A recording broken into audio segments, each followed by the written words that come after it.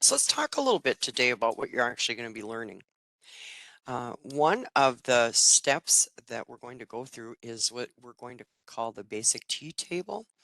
I love that screen, and again, we're going to get to it in a little bit. One of the things that I use this screen for is not only to really take a look at what the job description is looking for, but then how my skills line up for that. But when after I'm done doing the T table, I take that information and place it right on my cover letter as well. So I don't have to keep reinventing the wheel every time. And again, we'll kind of break this down a little more. We're going to talk more about what are the three advantages to networking. I'm going to help you to understand when and why it's important to leave off some of the experience that you have. And sometimes, again, I'll give you some real life examples, but we want to make sure that you're not looking overqualified. And I'll tell you, like I say, we're really going to drill down on that so that you can have a real clear idea of what the employer's view is on that.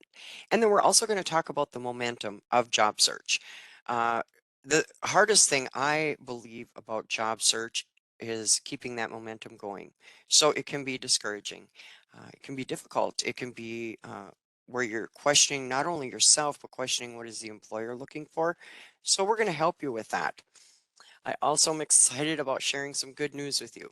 So let's talk a little bit more about what that good news could be. But before we get started, I would like for you to put in the chat just one word that describes what your job search has been like up to this point. Okay, but please make sure that you're don't use any words that you wouldn't use in a professional interview. So Sheila, I'm going to have you come back on, and if you wouldn't mind just sharing some of those words that people are putting in the chat on how their job search has been going so far. We have slow, a few challenging, a few frustrating, discouraging, yuck, Yes.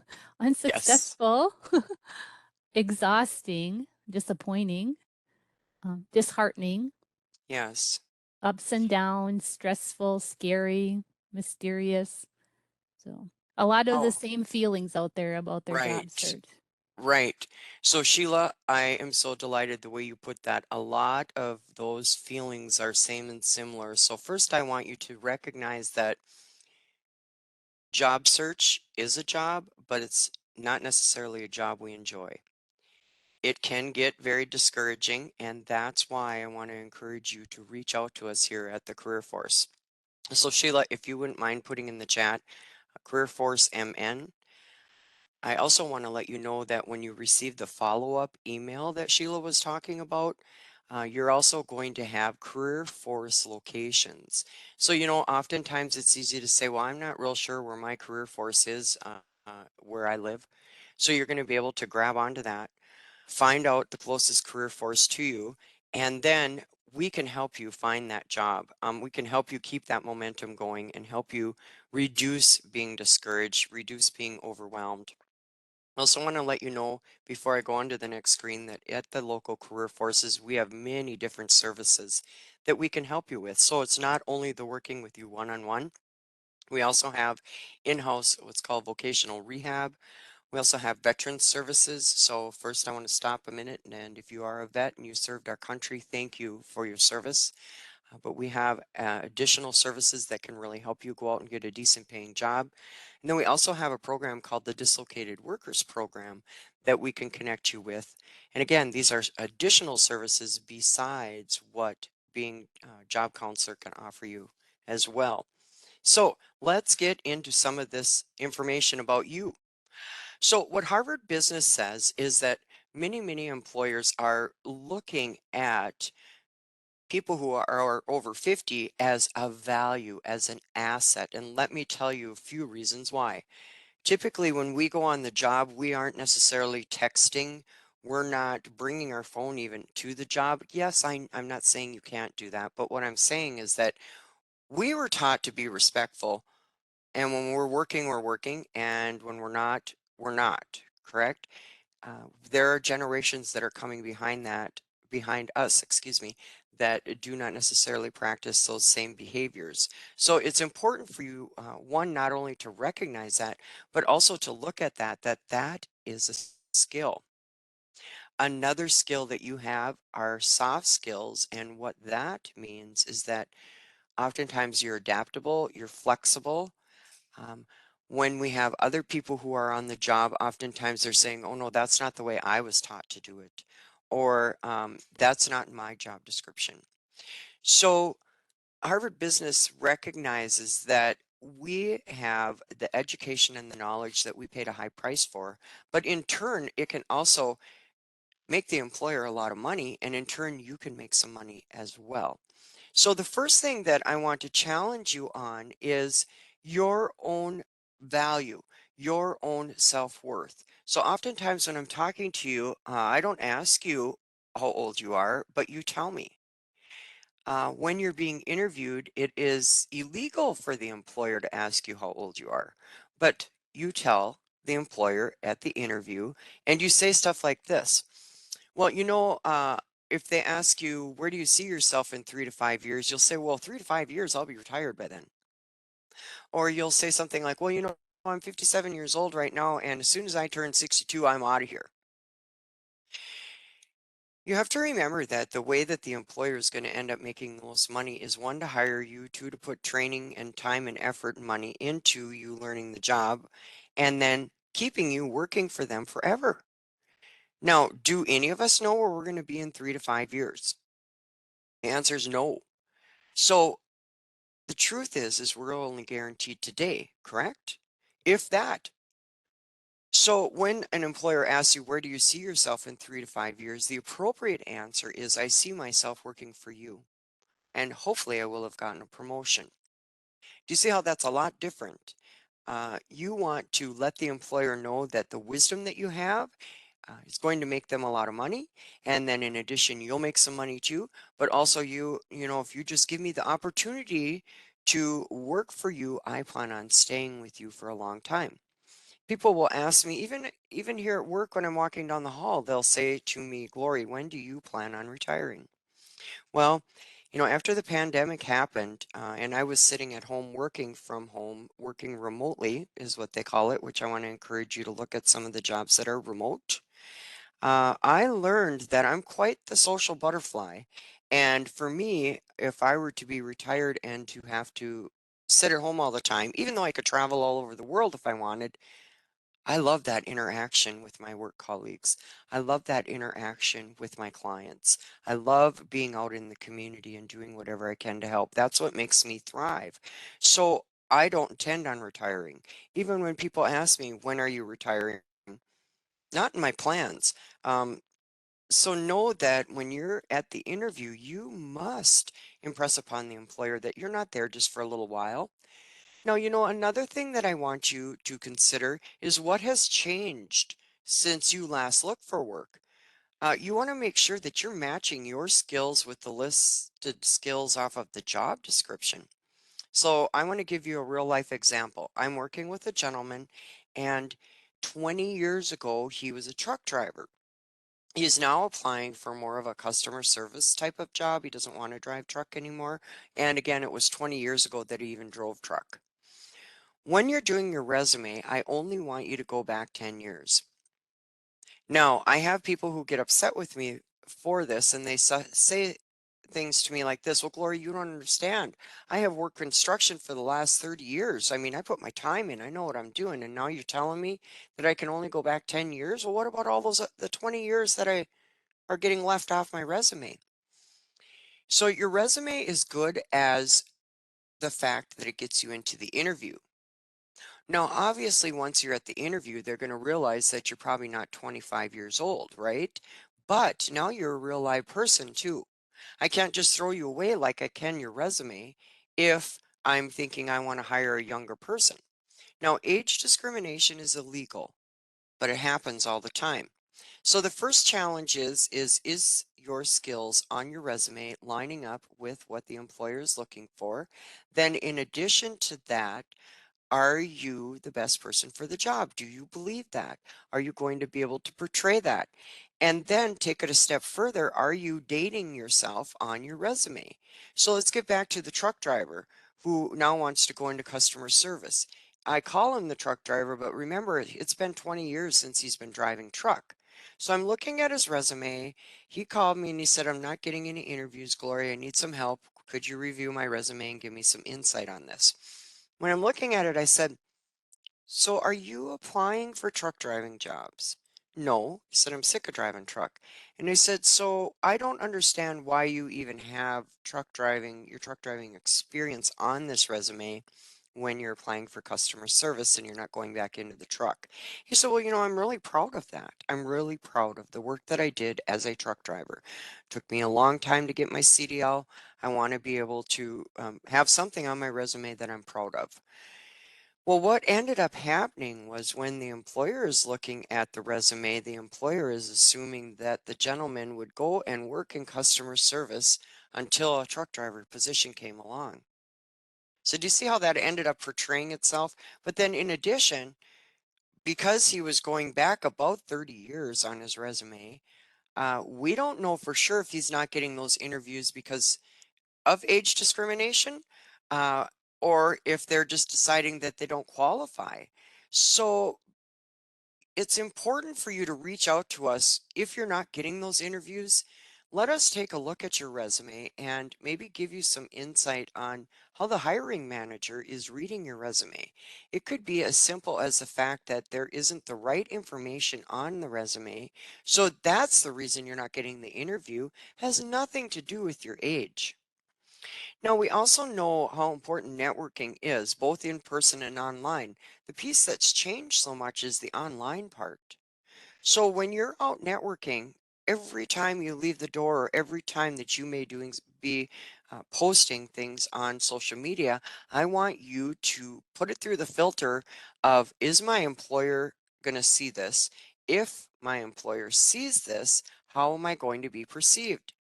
I was taught when I worked for the nonprofit to check your Facebook, to check LinkedIn, see how you're portraying yourself outside of the work. So please remember that we're taught to do that. Make sure that it is appropriate, but also I want you to lift your head up, throw them shoulders back, and everybody that you are running into, tell them, I'm looking for a job. Do you know of anybody that's hiring? I'm looking for a job. Do you know of anybody that's hiring? That is the quickest way to get a job, is through networking. But what I find when I'm working with you one on one is that you're discouraged, which I understand. I'm not saying right or wrong, I'm saying I understand. And it's very, very difficult to keep that momentum going and to keep that positive attitude going because look at how we all feel about looking for jobs. It's difficult. So, in order to keep your mind in the right mindset, reach out to us. We're here to help you. Another thing that has changed drastically is teleconferencing. So do you know that that's what we're doing right now is teleconferencing? You just, if you haven't ever written in a chat on a workshop or when you're actually being interviewed, you just did it. You just wrote on chat. Congratulations if that's your first time. Second off, with teleconferencing, there are many, many, many companies out there now who are doing interviewing through virtual. Now, we can help you with that as well. And also, what we help you with is not only just the questions, but we help you with what does your background look like? What are you presenting? What are you wearing? We really go through some of those important details on how to get the job and how to present yourself in your best light through video conferencing. Another thing that has changed is you. So I want you to come to the table with knowing what your expectations are. It's also important for you to come to the interview knowing what your skills are.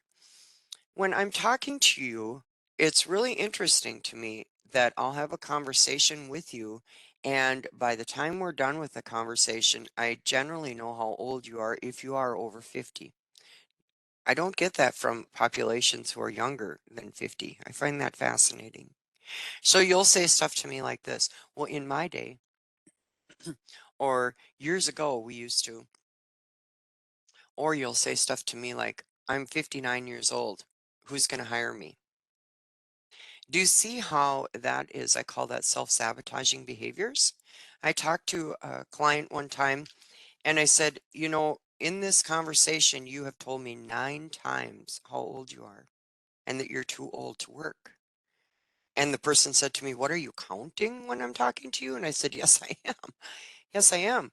Sometimes we're not aware of what we say, but I want to let you know that what they're saying in the brain mapping and neurology world is that what we speak out of our mouth, body listens to. So if you're telling yourself that you're getting older and older every day, guess what happens?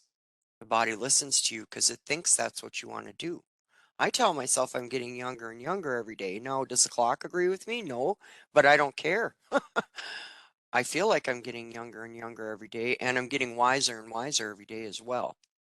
So, I want you to be aware of what you're actually saying to yourself, in addition to what you're saying to other people. Sheila, this looks like a great time to answer some questions. You've sparked a lot of questions. So Okay. here we go. All right. I'm Okay. ready. What happens when the interviewer looks at you, then at your resume, and knows there has to be more work history than is listed on the resume? Oh, that's an excellent question. So I call that addressing the elephant in the room. First off, congratulations that you got the interview because that means that your resume was sparking interest in the interviewer. Now, when you're actually at the interview and they say something to you, well, let's just use your example. I think it's perfect. It happens to us. So they're looking at the resume and they're looking at you and they're thinking, there's a lot missing off the resume. Address it. Say, I noticed that you were looking at my resume and then you looked at me as well.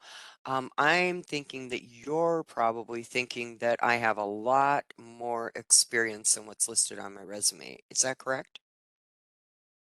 You want to for sure confirm it. And they might say, no, that wasn't what I was thinking at all. This is what I was thinking. But they might say, yeah, yes, I'm sorry, but I was wondering what other types of experience do you have? Well, then you can go into detail. The point is you got the interview. Convince them at the interview you're the best person for the job and tell them why. Now, I have people who say, well, Glory, I feel really uncomfortable if I'm tooting my own horn at the interview. There's only a few times in our lives where we have permission to toot our own horn, and the interview is one of them. So you have to go to the interview with the mindset that I am, and these are my skills. When I'm actually talking to you one on one, and if I were to put you on the spot and say, how many skills can you tell me that you have? Do you know that typically you can name 5, maybe 10 skills? Do you know that you have over 800 skills? And you probably have even more than that. But we don't recognize them as skills. We think, well, everybody can do that. No, they can't. Sheila, I'll take another question. Okay. I'm finding that job titles have changed over time and they don't match the jobs I've held. Should I change my titles to the equivalent? I don't want to lie.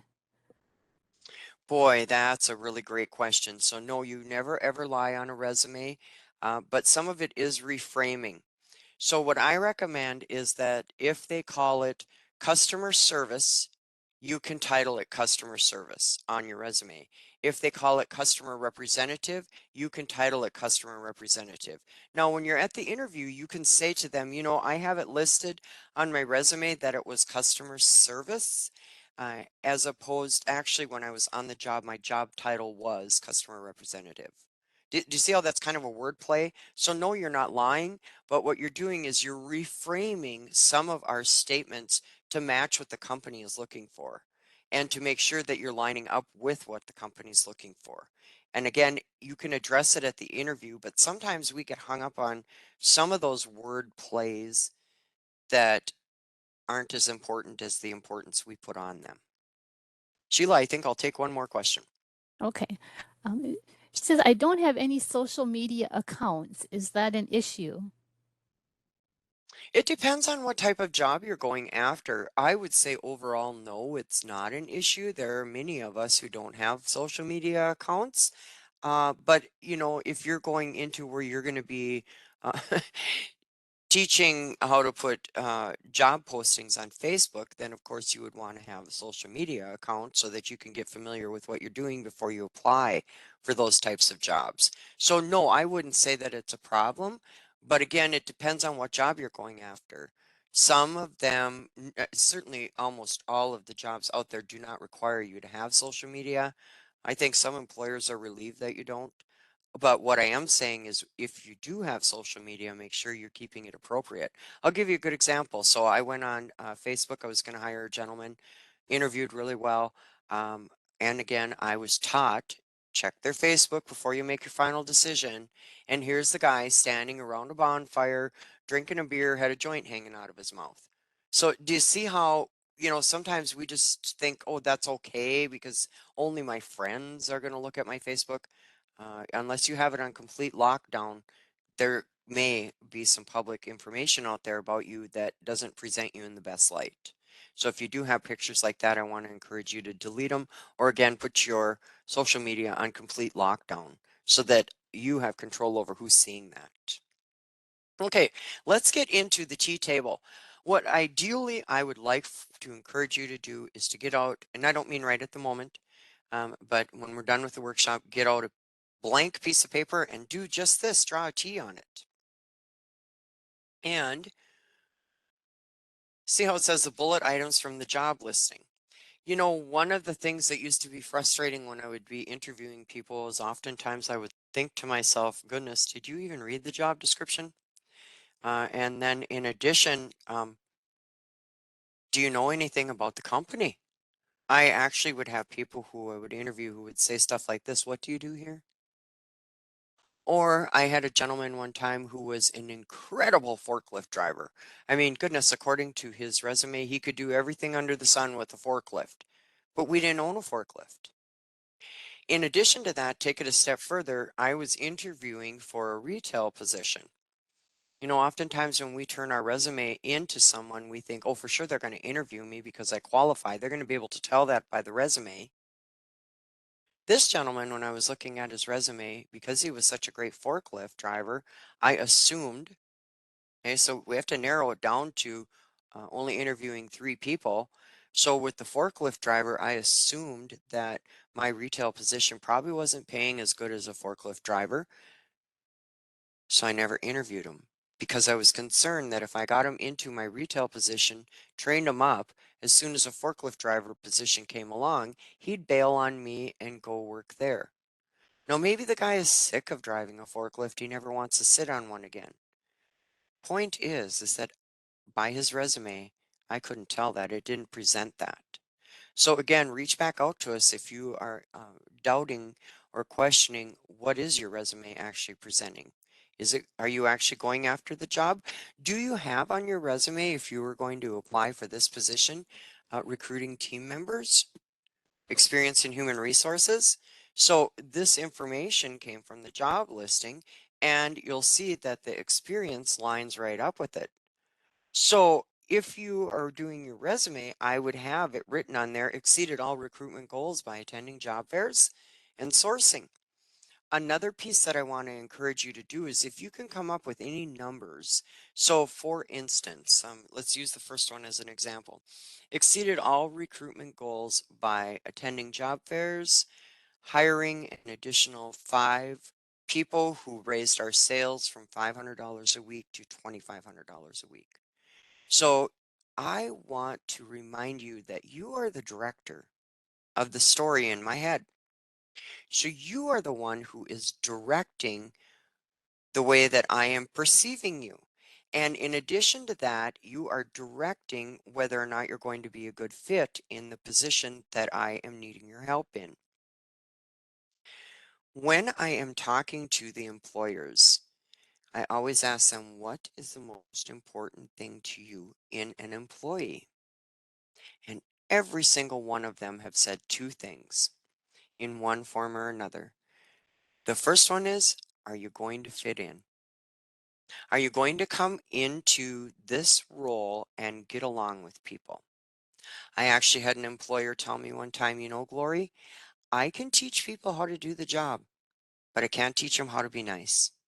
So remember that when they're interviewing you, they're trying to figure out, are you going to fit in? And then the second piece is they want to protect their reputation. Many, many employers out there have worked extremely hard for that good reputation. And if you're going into the interview and you are saying negative things about your previous employer, they're going to pick that up right away. In addition, how The hiring manager, whoever's interviewing you, looks at it as, goodness glory, if you're saying all those things about your previous employer, those negative things, what are you going to say about us if you don't work out here?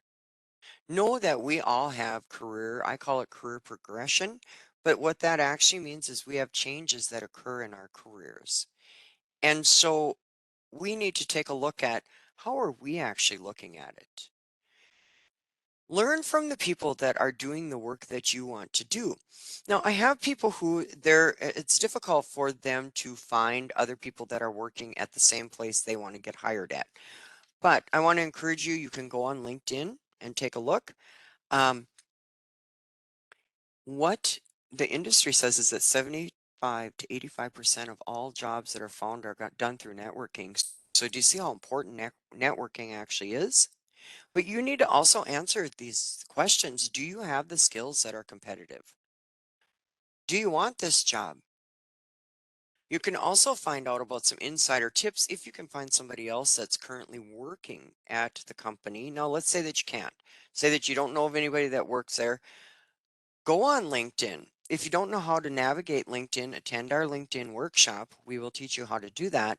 Go on to LinkedIn and just read about the company. You'll find not all, but most companies are on LinkedIn. What's really neat about that is that you kind of can get an idea of the culture, and then you also will get a better idea of the people that are already working there and what their skills are. And if there's any of their skills that you have as well too, and it lines up with the job description, make sure that you talk about those skills at the interview. Make sure that you let them know. In addition, I also have these other skills that I could bring to the table and make you a lot of money with. Find the jobs that no one has posted. That is another beautiful thing about networking.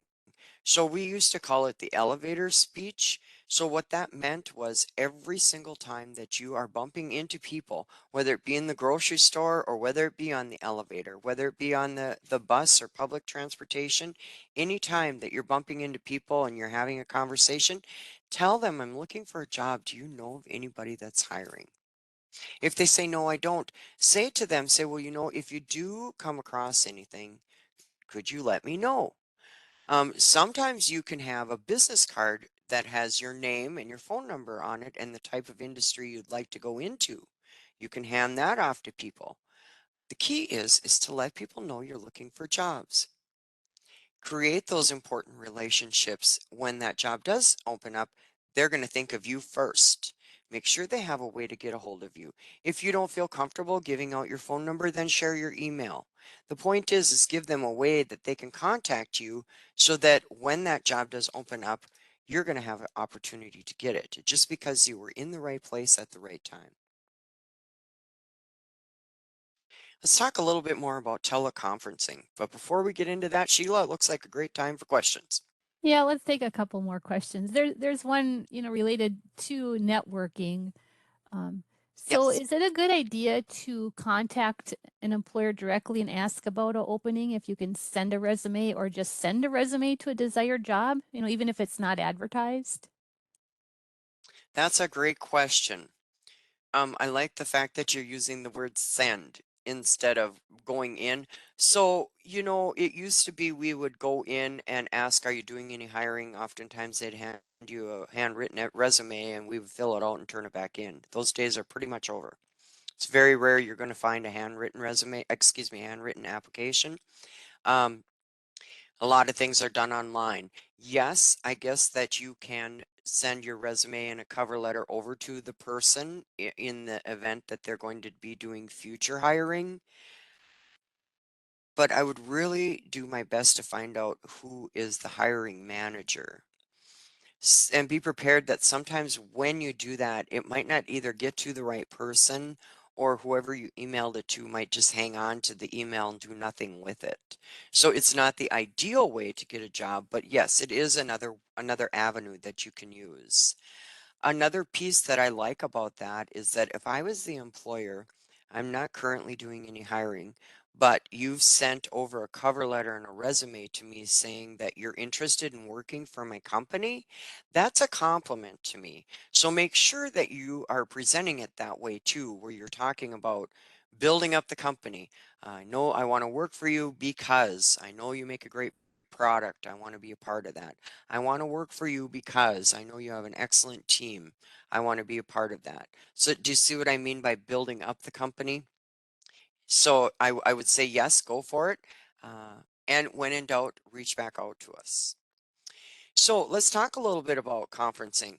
Good news is we're doing it right now.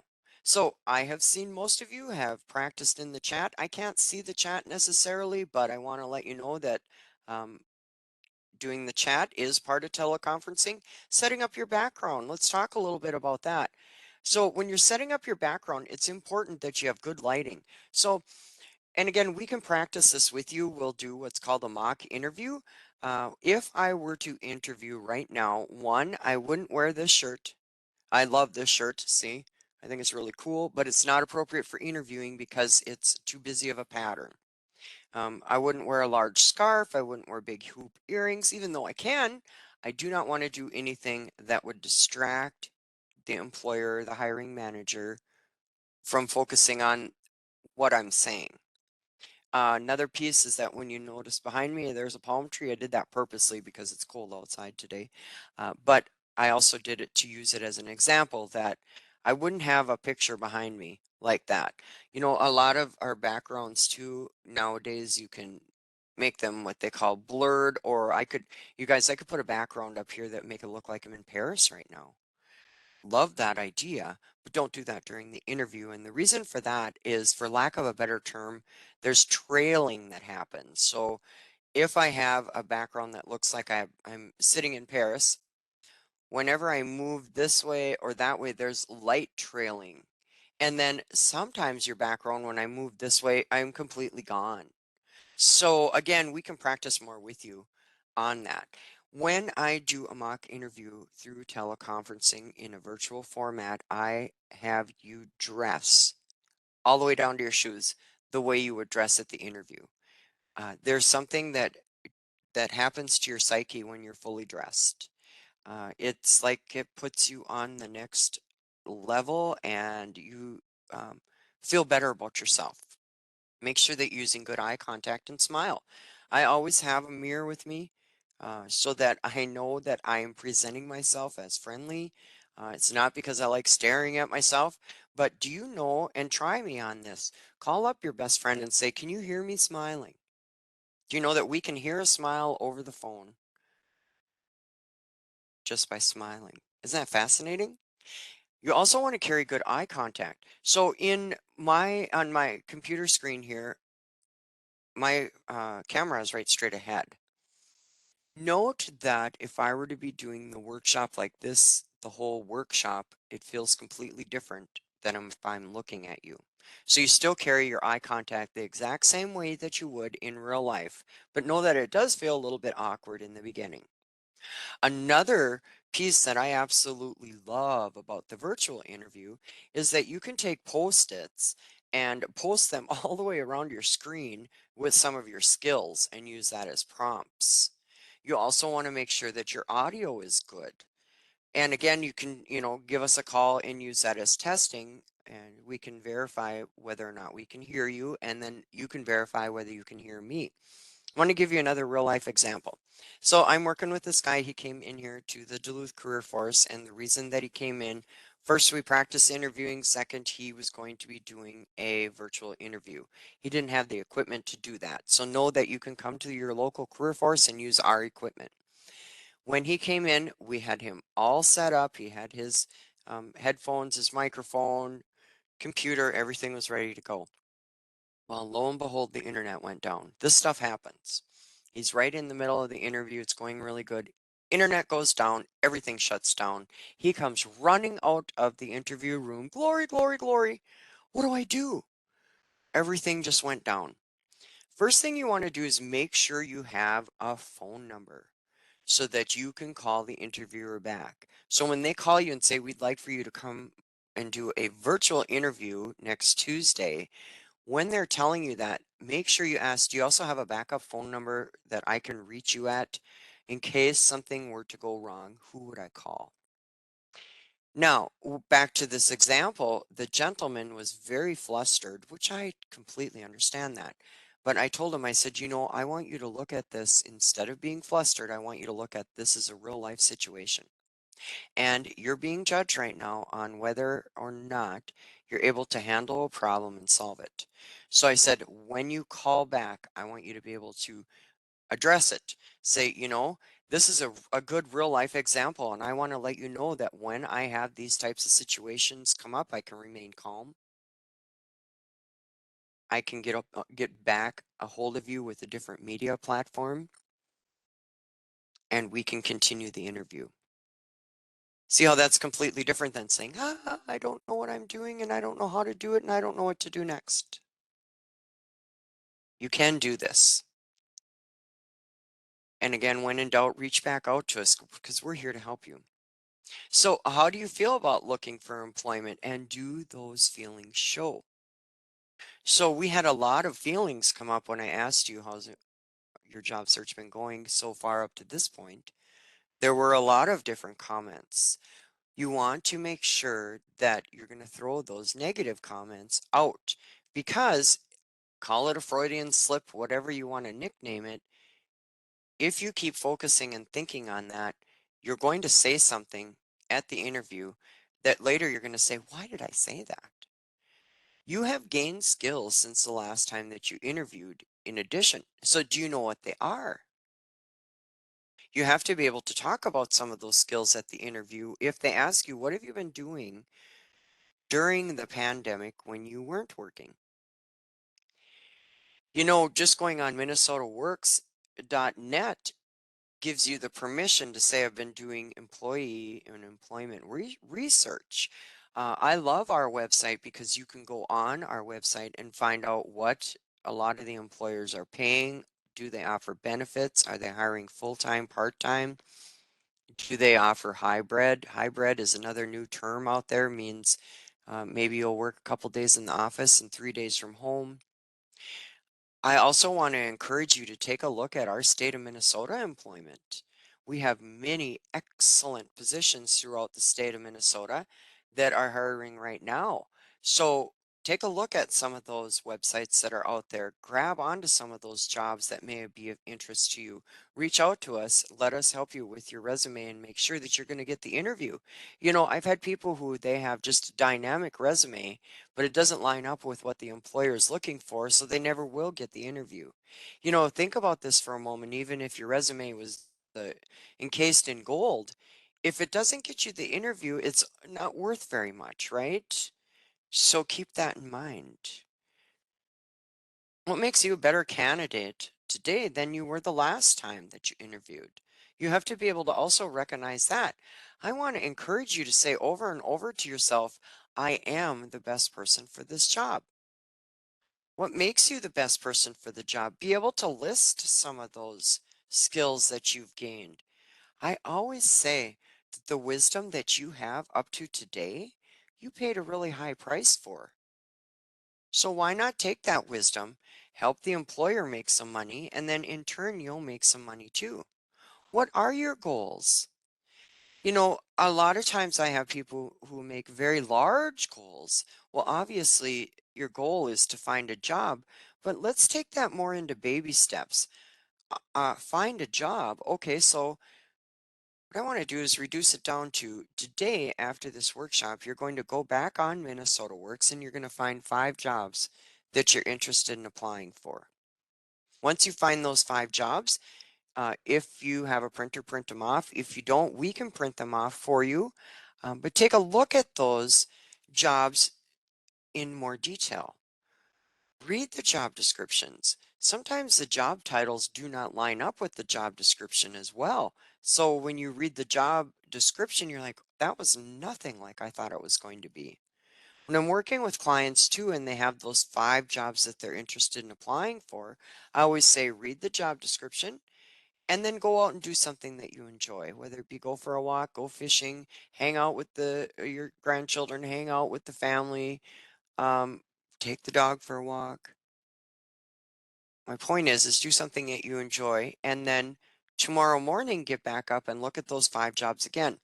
Typically, what happens is that out of those 5 jobs, you may only apply for 3 of them, but you've done a lot of research right there. So when an employer asks you, what have you done since you have been home since the pandemic occurred, you can say, I've done a lot of research. And do that during that research. I have done a lot of research on the company that I'm interviewing for right now. Tell the employer, I know about a lot about your company.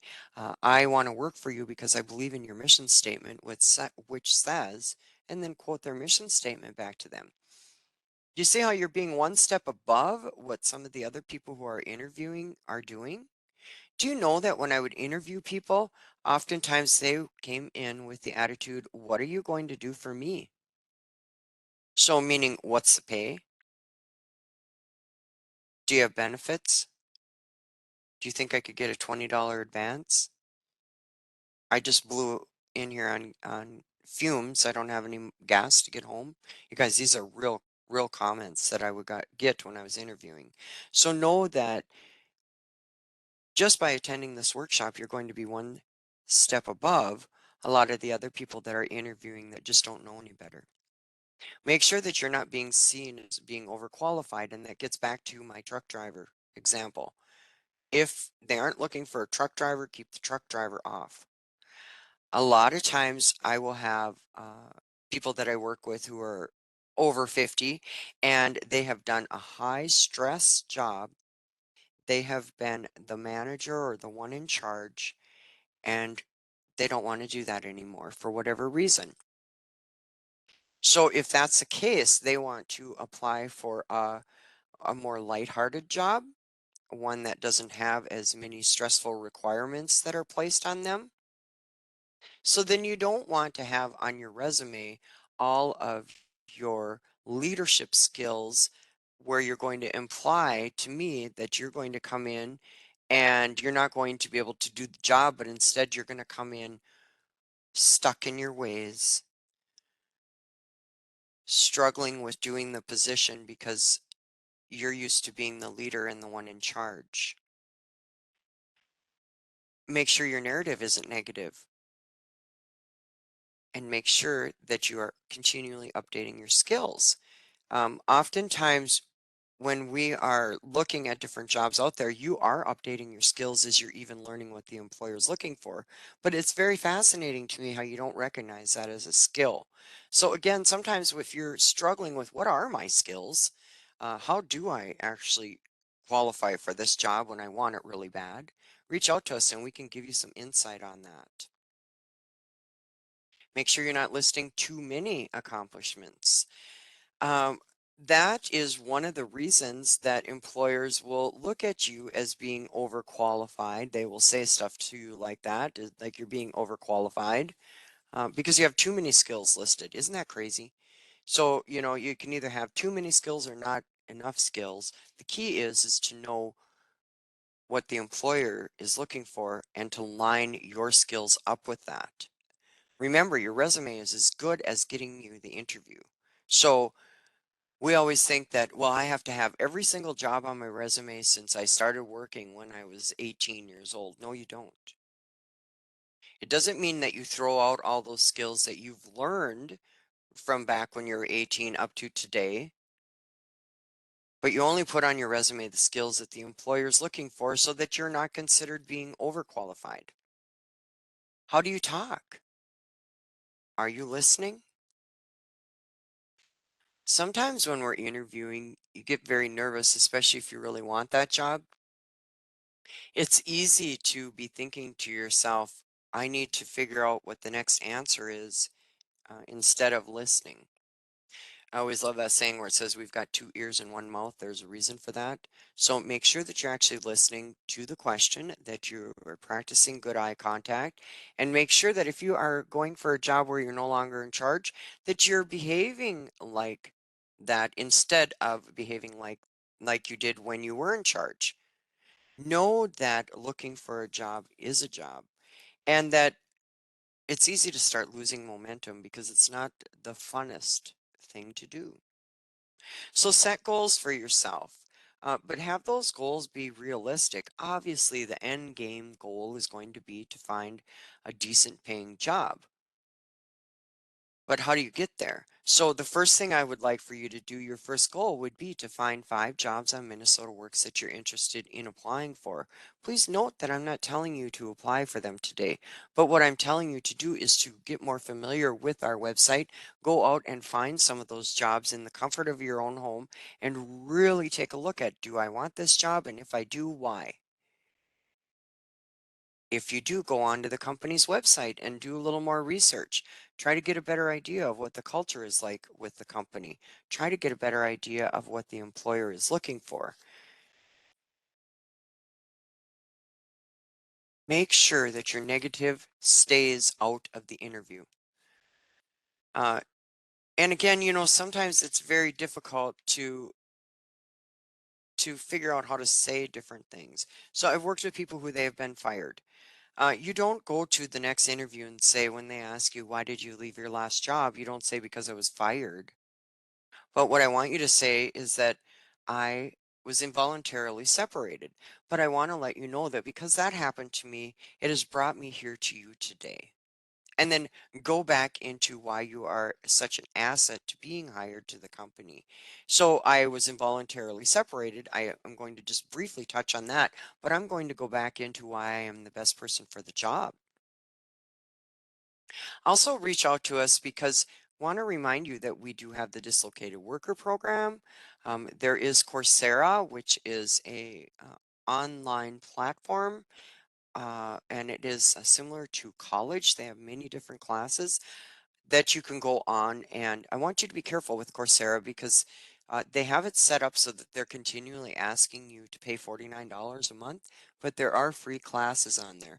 Just be a little bit careful while you're navigating yourself through the Coursera website, but it has all kinds of information. So if you wanted to brush up on your Excel skills, for instance, you can do that, or on MS Teams or on MS Word. There's all kinds of different courses that you can take virtually that can give you some of that additional information. And again, you want to make sure that you add that onto your resume if that applies towards the job that you're looking for. So Sheila, having said that, we've got a little bit of time left for some more questions. That's good because you have lots of questions. I think Okay. I'm going to go back up towards the top and start there. Um, so,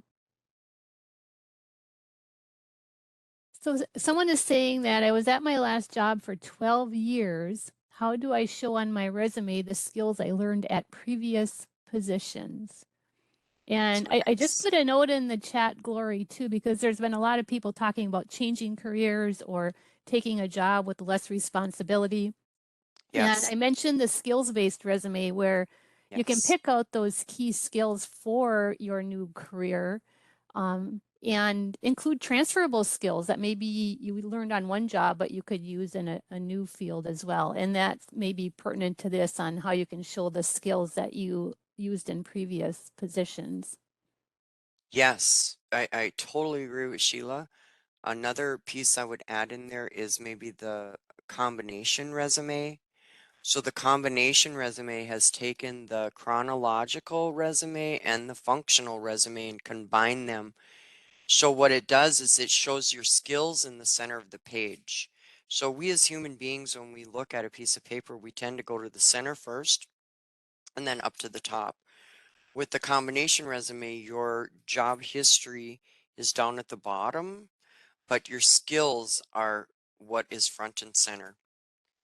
The skills that you learned in the jobs previous to the job that you worked for 12 years, those skills you paid a high price for too. So you don't throw them out the window unless you don't know how to do them anymore. Then, of course, you would keep them off the resume, but I don't believe that for a minute. I believe some of these skills that we've learned, we will remember them for the rest of our lives. If they apply to the job that you're applying for, put them on the resume. And then at the interview, if they really drill down on you, which they more than likely won't, but if they really drill down on you and say, when did you learn this? You can talk about it at the interview as opposed to getting ruled out because of age. The person too who worked 12 years at one place. I love this example because what I want you to do, I had described you're only going 10 years back on your resume. So in your objection, I want you to write 10 plus years experience as. But again, make sure that it applies towards that new job that you're applying for.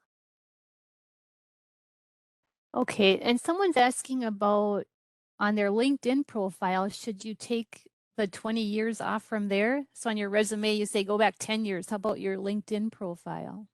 Well, I guess that I'm thinking that you're dating yourself and you're just not aware of it. So why do you have to have years of experience on there at all? Uh, and if I were to put anything on there, I don't want people now, I'm not ashamed of my age, don't get me wrong. I don't want people judging me though and not interviewing me or hiring me because of my age. So in order to, for all fairness, I want to be able to give myself the best chance possible to get that interview. So I wouldn't put my years of experience, but instead I would talk more about what those skills are in that experience on how it can fit into my next position. Also with LinkedIn, oftentimes we can have a picture, correct? So you want to have a professional picture. Sometimes our picture will give us away too. Well, it is what it is. But again, you're going to be able, you don't have your picture on your resume. And if you do, take it off. That's inappropriate. Um, but it's not going to necessarily be a preventer from you getting the job. Many hiring managers and hiring people will interview you first, then they'll look at your social media. Oftentimes, they don't have time to look at everybody's social media who've applied for the job until they're very interested in hiring you. Sheila, do you have anything you would want to add to that one? I'm sorry, Gloria. I was reading the chat, so I didn't even hear what you Okay, no said. worries. No worries. I'm sure you covered it well. Okay, good. Uh, are you ready for another I question? am. I am. Okay. Yep. This one is probably a concern for a lot of people. How do you address gaps in your employment? Excellent question. So first off, you can address gaps by only using years on your resume.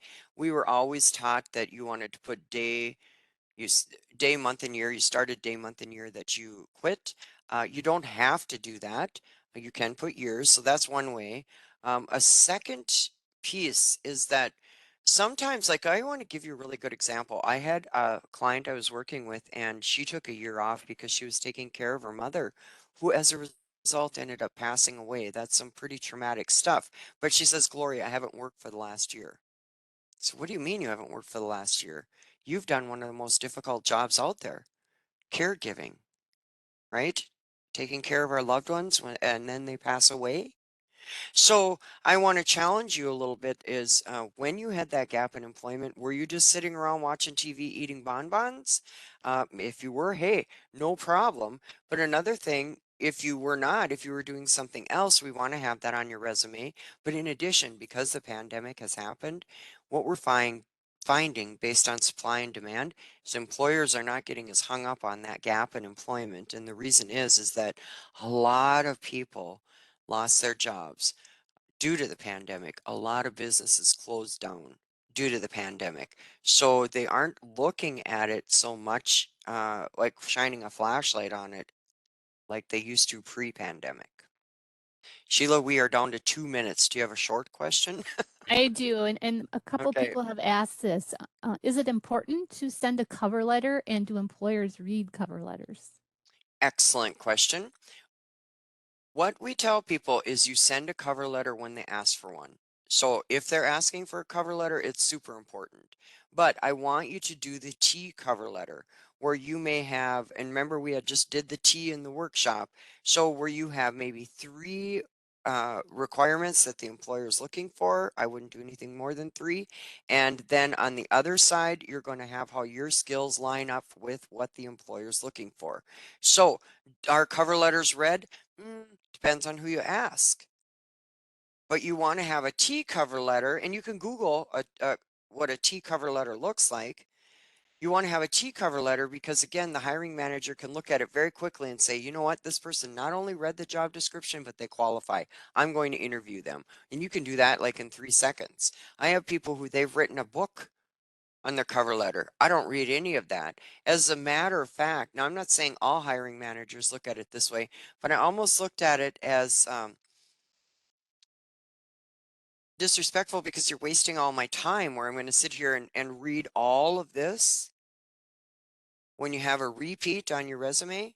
And do not do this. Don't cut and paste stuff off of your resume and throw it on the cover letter because that gives the wrong impression of yourself as well. So we are in the process of sooner or later doing a cover letter workshop too. So keep an eye out for that because that will be coming. And it is 11 o'clock. So I am sorry that we did not get to all of your questions today. But like Sheila and I have said, we are going to read the chat. We will answer your questions. The beauty of this is that we're going to answer your questions now one on one.